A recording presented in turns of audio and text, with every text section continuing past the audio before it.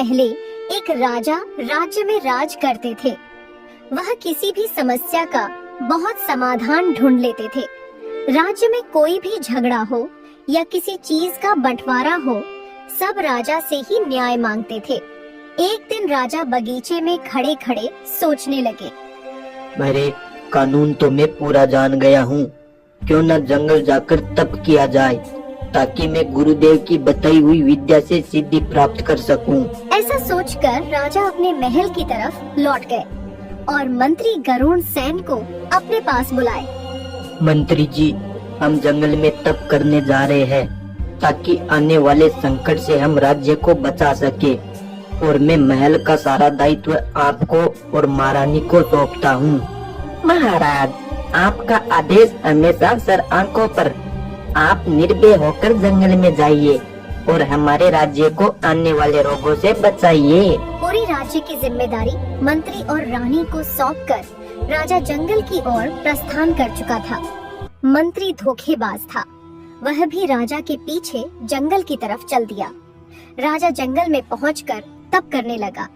मंत्री भी उनको छिप छिप कर देख रहा था। ऐसे करते करते महीनों गुजर गए। राजा ने तप के माध्यम से बहुत सारी विद्या सीख ली थी। अरे, मुझे लगता है राजा का तप समाप्त हो गया है। अब राजा से पहले मुझे महल पहुंचना होगा। ऐसा बोलकर मंत्री गरुड़ वहाँ से चला जाता है। मंत्री गरुड़ महल पहुंचकर कुछ सेनापतियों को अपने साथ लेकर राजा को लाने के लिए वहाँ से निकल जाता है। राजा मंत्री और उनके महल के सेनापतियों को देखकर बहुत खुश हुए। मंत्री जी, हमारी तप विद्या समाप्त हो गई, चलो राज्य की ओर प्रस्थान करें। महाराज, हमें तो दिखाइए, आपने इतने महीनों में कौन सी विद्या सीखी है? मंत्री जी, मैं मुर्दे को जिंदा कर सकता हूँ। महाराज, मुझे लगता है आपके दिमाग में मिट्टी जम गई है, तभी आप बहकी बहकी बातें कर रहे हैं। मंत्री जी, मुझे पता है आपको मेरी बातों में झूठ नजर आ रहा है। आप एक काम करिए, कोई भी मरे हुए जीव को मेरे पास लेकर आइए। कुछ ही देर में सेनापतियों ने एक तोते का शिकार कर लिया और राजा के सामने पेश कर दिया। मंत्री जी, मैं अपने शरीर के प्राण निकालकर इस तोते में डालूंगा, ये तोता फिर से जिंदा हो जाएगा। राजा बेचारा सातिर मंत्री की बातों में आ गया और वो अपना शरीर छोड़कर तोते में घुस गया। तोता पुनः जिंदा हो गया। मंत्री को भी वह विद्या आती थी। वह अपना शरीर छोड़कर राजा के शरीर में घुस गया और खड़ा होकर हंसने लगा। अब मैं इस राज्य का राजा हूँ। सेनापतियों, इस प्यारे से तोते को मार दो। ये सुनते ही राजा तुरंत वहाँ से उड़ गया और अपनी जान बचाई। मंत्री राजा के शरीर में राज दरबार पहुँच गया।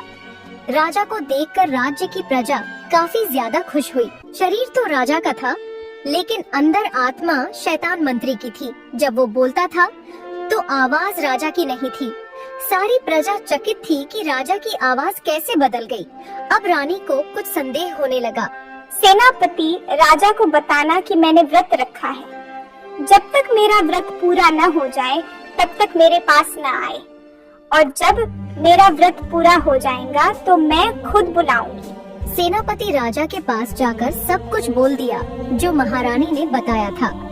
असली राजा नहीं जानते थे उनके मंत्री धोखेबाज निकलेंगे। वो जाकर एक पेड़ पर बैठ गए जहाँ पर पहले से ही बहुत सारे तोते रहते थे। कुछ दिन बाद एक शिकारी की नजर उस पेड़ पर पड़ गई। शिकारी ने अपना जाल फेंक दिया। सारे तोते वहाँ से उड़ गए, लेकिन राजा उस शिकारी की जाल में फंस गया। शिकारी राजा को पकड़कर पिंजरे में डाल दिया और पिंजरा लेकर अपने घर की तरफ चल दिया। रास्ते में एक पान की दुकान थी। शिकारी पान खाने के लिए पान की दुकान पर चला गया।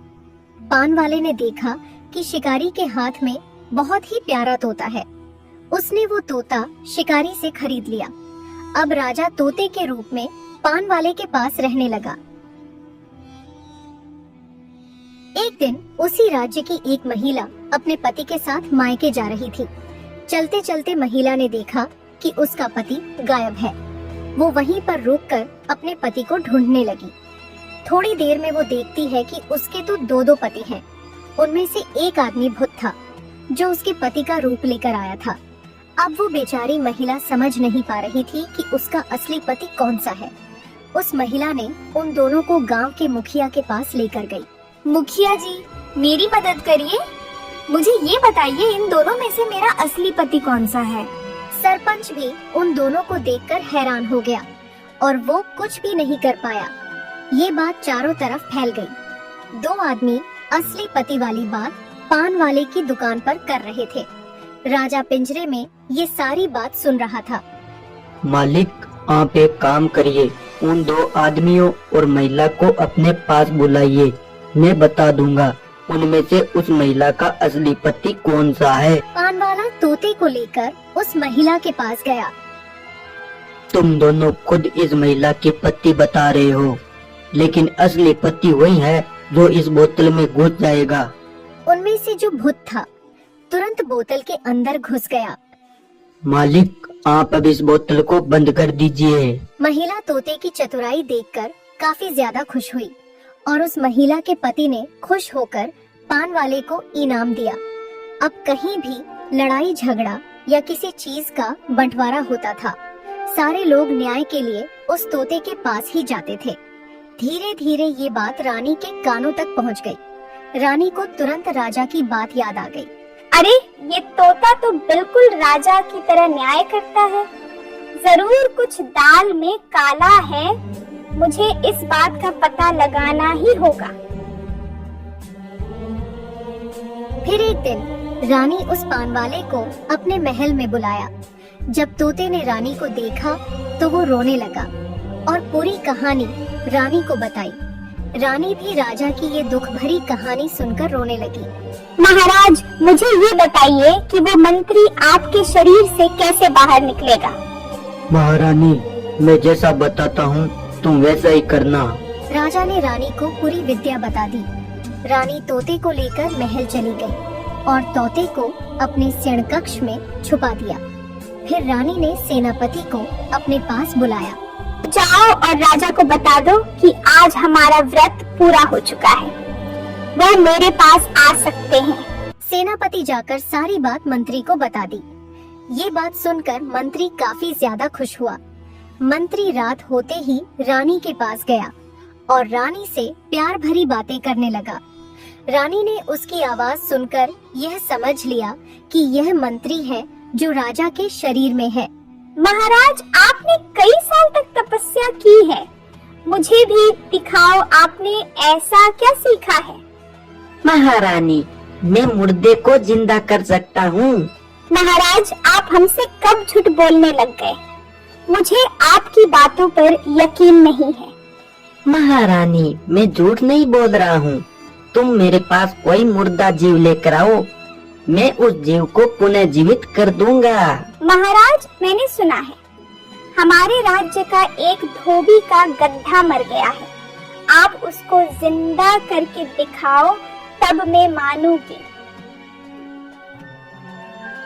अगली सुबह रानी और मंत्री जो राजा के शरीर में था, दोनों धोबी के पास आ गए।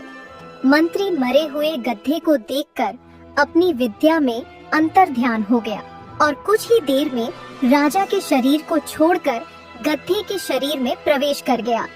गड्ढा जिंदा हो गया। राजा को इसी पल का इंतजार था। राजा ने अपने शरीर को तोते से निकाला और तुरंत अपने शरीर में वापस घुस गया। मंत्री बेचारा रानी की चाल समझ नहीं पाया और गड्ढा ही बना रह गया। राजा ने धोबी को बोला कि इसे इतना काम करवाओ कि ये भूल जाए कि मैं भी किसी राजा का प्रिय मंत्री था। इधर राजा को पुनः अपना शरीर मिल गया था और वो राज दरबार में वैसे ही न्याय करने लगे जैसे तोते के शरीर में करते थे। बहुत समय पहले की बात है। एक राजा था जो कि बहुत बड़े राज्य पर राज करता था। राजा बहुत ही न्यायप्रिय और विद्वान था। सारी प्रजा राजा के न्याय और व्यवहार से बहुत खुश थी। एक दिन की बात है, उस राज्य के किसान के घर में चोरी हो जाती है। किसान चोरी के दुख से काफी ज्यादा परेशान हो जाता है। उसे समझ में नहीं आ रहा था कि वह अपने चोरी हुए धन को कैसे वापस पाए।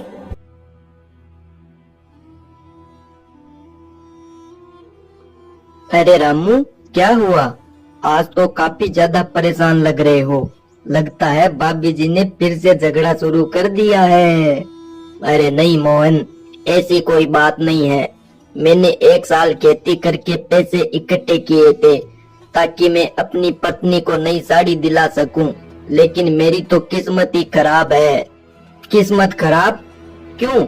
ऐसा क्या हो गया तेरे साथ? मुझे बता।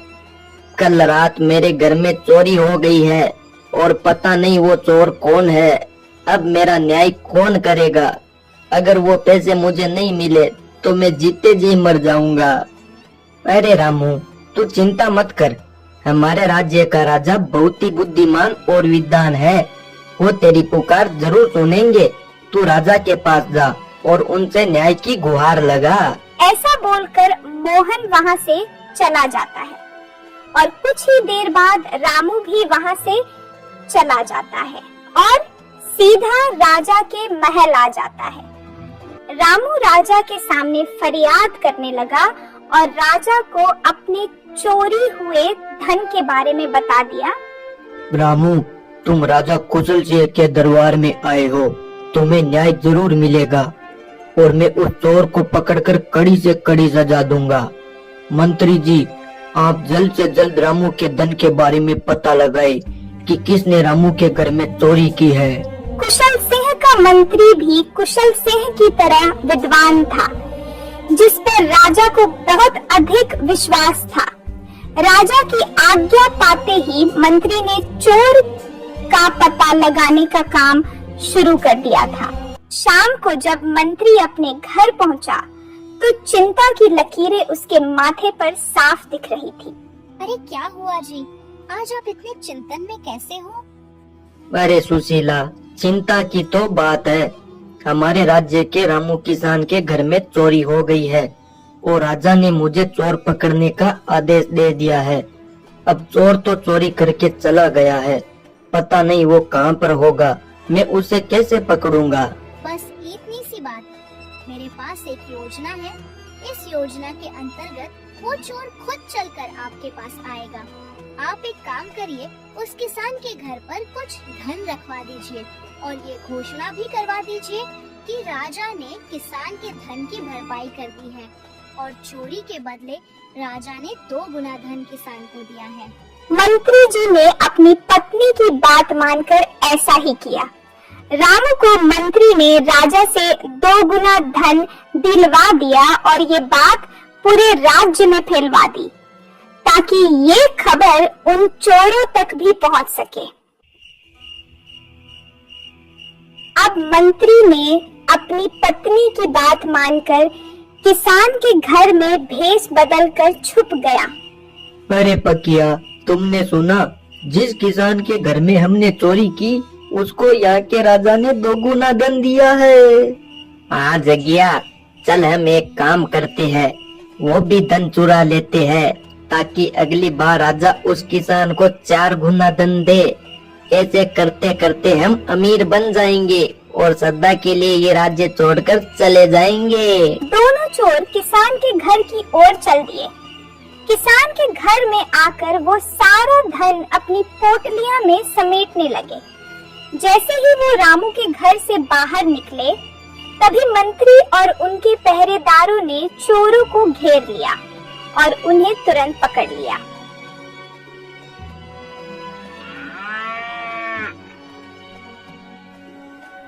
लुटेरो, तुमने एक गरीब किसान के घर में चोरी की है।